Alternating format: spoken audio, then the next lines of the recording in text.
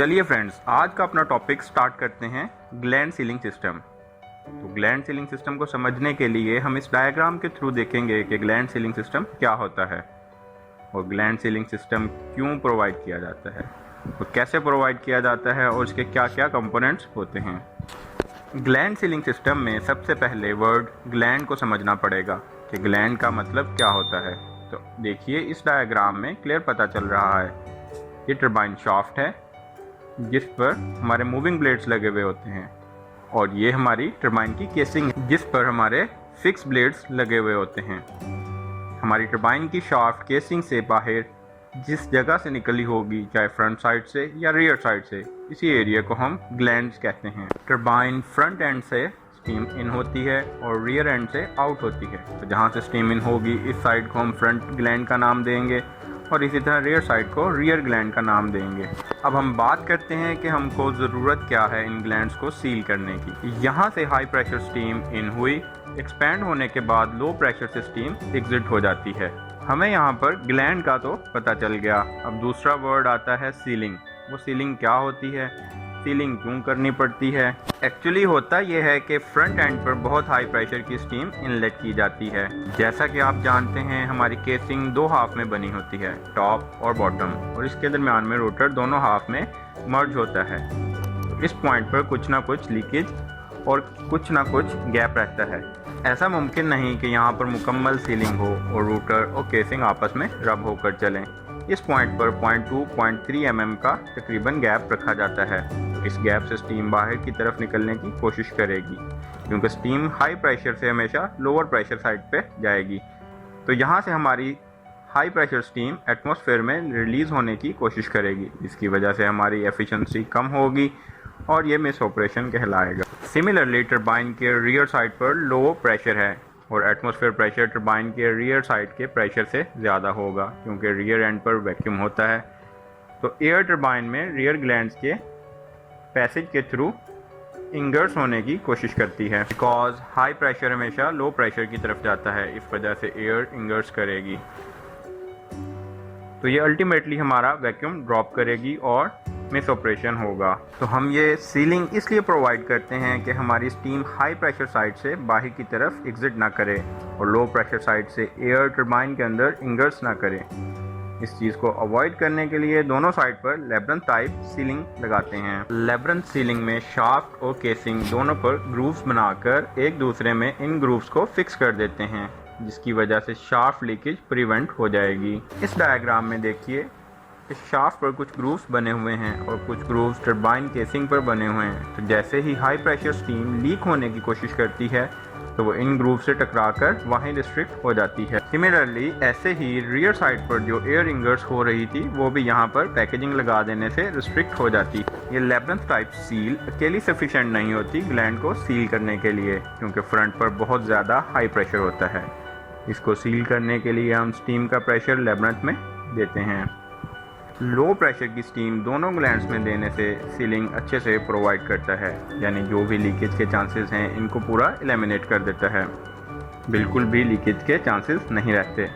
तो देखिए, सीलिंग के लिए स्टीम देने के लिए इसका प्रेशर कैसे रिड्यूस होगा, इसको हम डिस्कस कर लेते हैं। इस मकसद के लिए एक PRDS इस्तेमाल किया जाता है, यानी कि pressure reducing and D super heating station. इस PRDS में एक कंट्रोल वाल्व होता है, यानी जितनी भी ऑक्सिलरी स्टीम आएगी वो इस वाल्व से होकर कंट्रोल प्रेशर के साथ आगे आएगी। सीलिंग स्टीम प्रोवाइड करने के लिए डिज़ायर्ड प्रेशर और टेम्परेचर मेंटेन होना चाहिए। तो जो स्टीम ग्लैंड को दी जाती है इसका प्रेशर 1 kg सेंटीमीटर स्क्वायर से कम रखते हैं। इसमें तकरीबन 0.1 से 0.5 kg का प्रेशर भेजा जाता है और ग्लैंड सीलिंग स्टीम का टेम्परेचर 250 सेंटीग्रेड तक मेंटेन करते हैं। जब भी ग्लैंड स्टीम को लाइन में लेना होता है तो इसका ड्रेन वॉल खोलकर सबसे पहले इसका लाइन टेम्परेचर मेंटेन करते हैं और सारा कंडेंसेट रिमूव करते हैं। इसके बाद ही स्टीम की सप्लाई ग्लैंड्स को दी जाती है।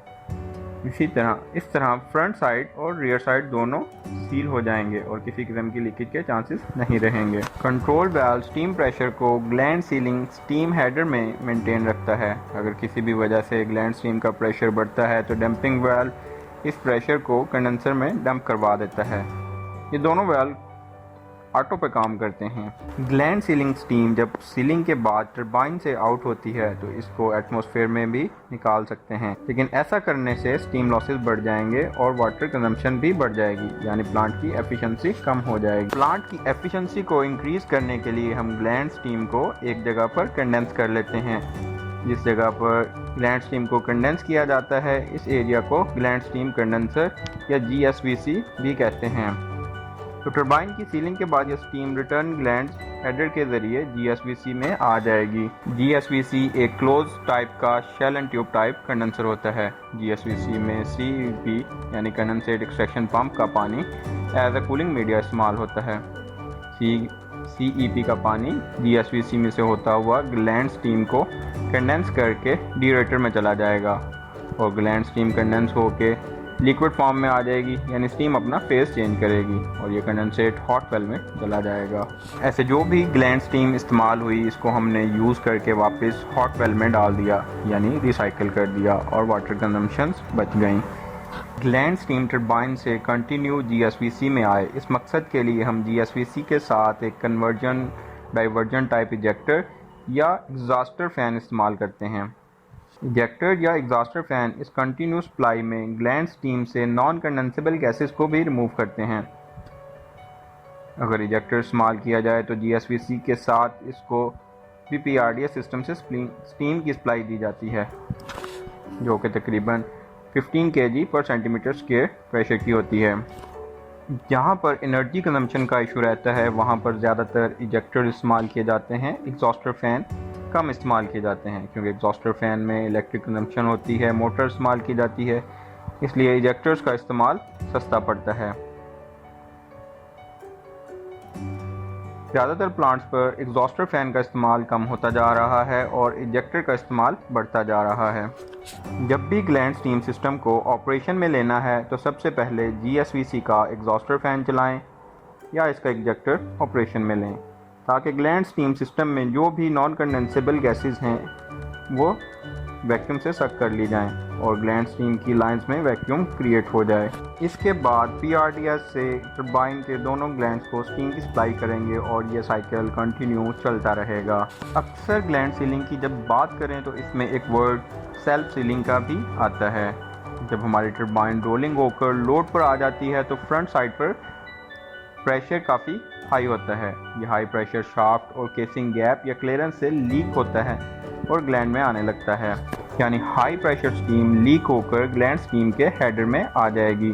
अभी हाई प्रेशर आता है तो ग्लैंड स्टीम का PRDS का कंट्रोल वाल्व प्रेशर बढ़ने से बंद होने लगेगा। High pressure steam front gland से लीक होकर हेडर में आएगी और यहाँ से LP साइड पर जाएगी। ऐसे जो हम PRDS से सप्लाई दे रहे थे वो सप्लाई को कम करते जाएंगे, यानी वो सप्लाई हमको नहीं देनी पड़ेगी। टरबाइन के हाई प्रेशर लीक स्टीम से ही हमारी दोनों ग्लैंड्स की सीलिंग हो जाती है। इसको हम सेल्फ सीलिंग का नाम देते हैं। इसके साथ साथ हम एक और चीज़ भी समझ लेते हैं कि शाफ्ट और फिक्स ब्लेड्स के दरमियान भी गैप है, तो इस गैप को भी रिड्यूस करने की ज़रूरत पेश आती है। जैसा कि आप जानते हैं मूविंग ब्लेड्स और फिक्स ब्लेड के सेट को स्टेज कहते हैं। एक स्टेज से दूसरी स्टेज में स्टीम का प्रेशर कम होता है, जिसकी वजह से स्टीम लीकेज की पॉसिबिलिटी ज़्यादा होती है। तो इस चीज़ को अवॉइड करने के लिए, मतलब स्टेज लीकेज होने से बचाने के लिए, हम यहाँ पर सीलिंग प्रोवाइड करते हैं। ब्लेड सीलिंग या स्टेज सीलिंग प्रोवाइड करने के लिए सेम लाइक ग्लैंड्स हम यहाँ पर भी लेब्रंथ लगाते हैं, यानी शाफ्ट पर भी ग्रूव्स बनाए जाते हैं और फिक्स ब्लेड्स पर या डायाफ्राम पर भी ग्रूव्स बनाए जाते हैं। ये दोनों ग्रूव्स एक दूसरे पर आकर मर्ज कर जाते हैं, इसलिए स्टीम एक स्टेज से दूसरी स्टेज में लीक नहीं होती।